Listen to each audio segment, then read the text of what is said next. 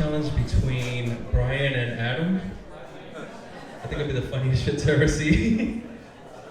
So I took a couple months off of comedy because I got a new job working in retail. And if you ever worked in retail, you know that the hours are always different, they're always changing. So I've become a very busy person. I am more unavailable than God ignoring your prayers.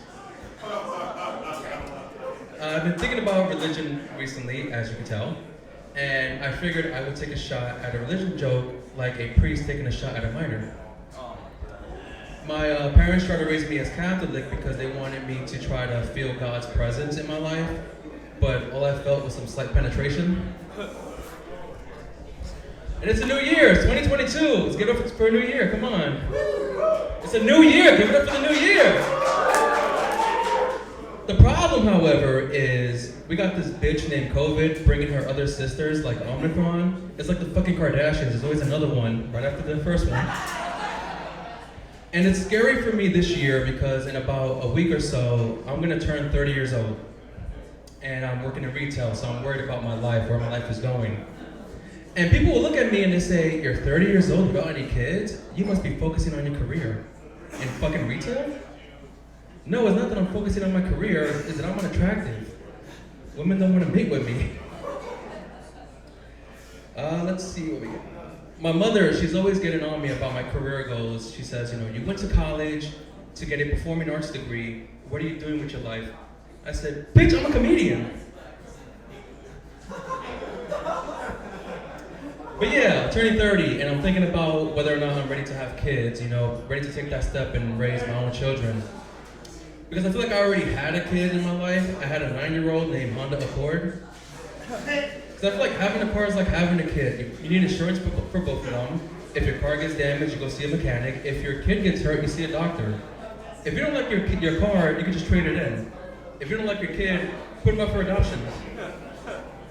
And that's what I did. I traded in my car, and now I got a 3-year-old named Nissan Sentra. I've been trying to find an attractive woman who shares my interests, comic books, superheroes, Harry Potter. You might call me a geek or a nerd. Like in high school, I was the guy who would have been stuffed in lockers if I could fit in the lockers. And the problem with these attractive women who are into these nerdy things is that they exist online, but they're not interested in dating me. They just want my money on OnlyFans. As a nerd and a geek, I love technology. I love to buy the newest shit, the newest phone, newest computer. But I work retail for minimum wage. I can't afford technology. I have a Generation 1 iPod with my notes right here. I'm like minimum wage Iron Man. I cannot afford this shit.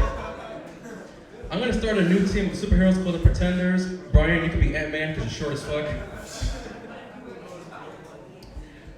I am envious of anyone here who's drinking tonight. Anybody drinking? Yeah. I can't drink for shit because I get drunk off of 1 cup. And in college, this girl came up to me and she said, you're a pussy because you get drunk off of 1 cup. I'm gonna call you 1 cup. I said, that's okay, a cup. And it's funny because I like, cheap, pussy drinks like Mike's Hard Lemonade. Because at the end of the day, I'm still drunk and I have a lower bar tab than those who can drink. So I think I win on that one. So I have 3 roommates. I live with 3 roommates, and we don't really talk. We don't really engage with one another. And people ask me, can you trust your roommates if you don't talk to them? What do you know about your roommates? I know enough about my roommates. I know 1 is white and 2 are Asian.